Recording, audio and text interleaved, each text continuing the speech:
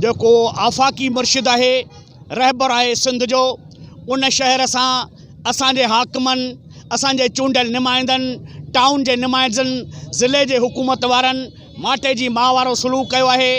जेके भी शहर जा फंड आहिनि तरक्याती फंड आहिनि पानी जा पब्लिक हेल्थ वारनि ॿिया टिया सब खाई विया आहिनि। इन करे शहर की हालत इंतहाई ख़राब है। शहर रहण के लायक कोन रहियो है।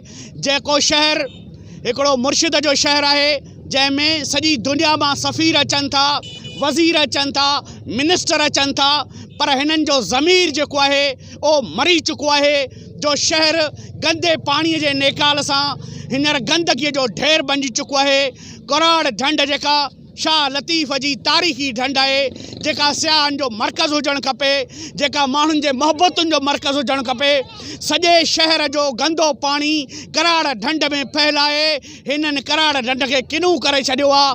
हिनन कराड़ ढंढ के किनू कोन कयो आ पर पंहिंजे ज़मीर के गंदो कयो तन।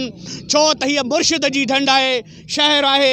शहर जो पानी ज़हरीलो थी चुको है। मानू गुर्दन के बीमार साईअ जे बीमार में वठिजी चुका आहिनि।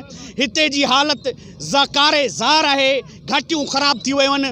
पब्लिक स्कूल जो ब्रिटिशा जो है 20 सालन खां नथो ठहे। उन जा फंड सिंध हुकूमत खाई वही है। सूफ़ी यूनिवर्सिटी जेका है उन जी हालत ख़राब आ।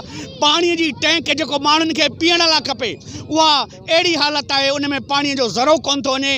हथ से हिते जे मानुन के मारण जी तबाह करण की साज़िश कई पई वञे।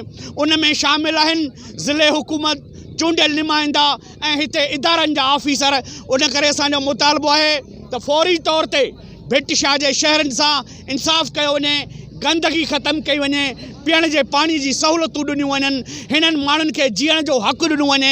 न त ॿी सूरत में प्रोग्रेसल अलायंस तरफ़ां असांजी हीअ जेका जदोजहद आहे हिननि चोरनि जे ख़िलाफ़ डाकुनि जे ख़िलाफ़ रहज़ननि जे ख़िलाफ़ जारी रहंदी। जारी आहे जारी रहंदी जंग असांजी जारी रहंदी।